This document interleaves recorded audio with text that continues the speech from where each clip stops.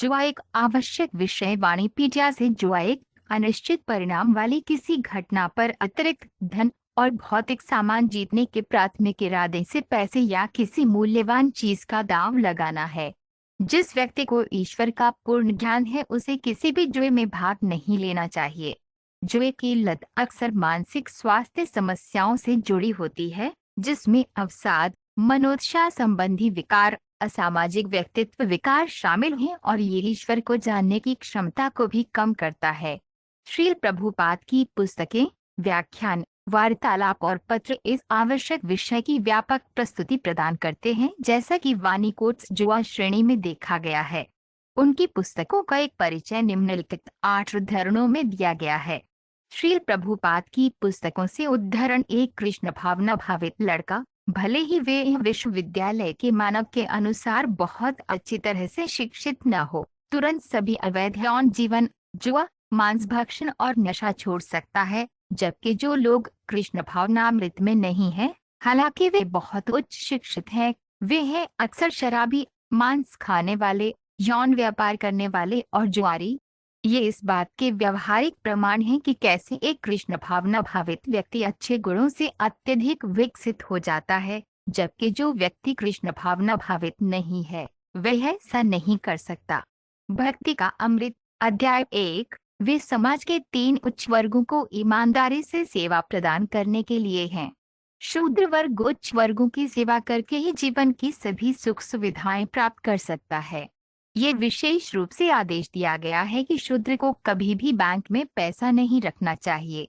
जैसे ही शूद्र धन संचय करेंगे, उसका दुरुपयोग शराब, स्त्री और जुए जैसे पापूर्ण कार्यों में किया जाएगा।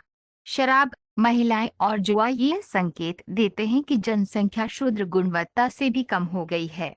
श्रीमद्भागवत 1.9:26। राजा न केवल गृहस्थ होते हैं जो आम तौर पर इंद्रिय संतुष्टि में लीन रहते हैं, बल्कि कभी कभी उन्हें इस शिकार में जानवरों को मारने के लिए नियुक्त किया जाता है, क्योंकि उन्हें हत्या की कला का अभ्यास करना पड़ता है, अन्यथा उनके लिए अपने दुश्मनों से लड़ना बहुत मुश्किल होता है।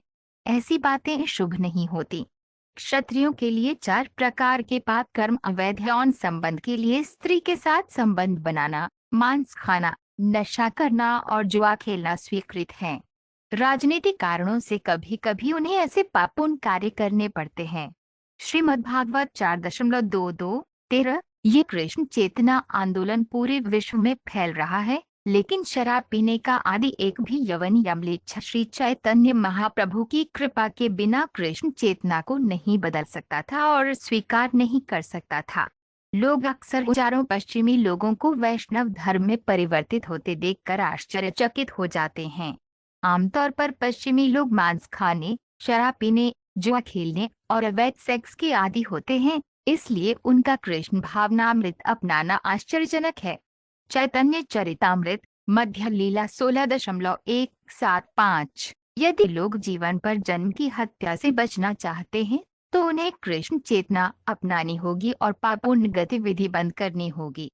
International society for Krishna consciousness की सलाह है कि हर किसी को मांस खाना, अवैध यौन संबंध, नशा और जुआ छोड़ देना चाहिए। जब कोई इन पापी गतिविधियों को छोड़ देता है तो वह कृष्ण को समझ सकता है और इस कृष्ण चेतना आंदोलन को अपना सकता है।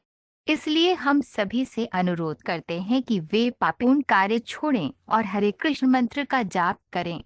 चैतन्य चरितामृत, मध्य लीला 24.251। यदि सोना है तो अवैध यौन संबंध, मांस भक्षण, जुआ और नशा अवश्य है। चूंकि पश्चिमी दुनिया में लोगों के पास बहुत सारा सोना है, इसलिए वे इन 4 पापों के शिकार हैं। सोने का रंग बहुत चमकीला होता है और भौतिकवादी व्यक्ति इसके पीले रंग से बहुत आकर्षित होता है। हालांकि यह सोना वास्तव में एक प्रकार का मल है। खराब लिवर वाले व्यक्ति को आमतौर पर पीला मल आता है। श्रीमद्भागवत 5.147। द्रोणाचार्य ने उन्हें इस षड्यंत्र के लिए डांटा और वे कार्यवाही से विरत हो गए।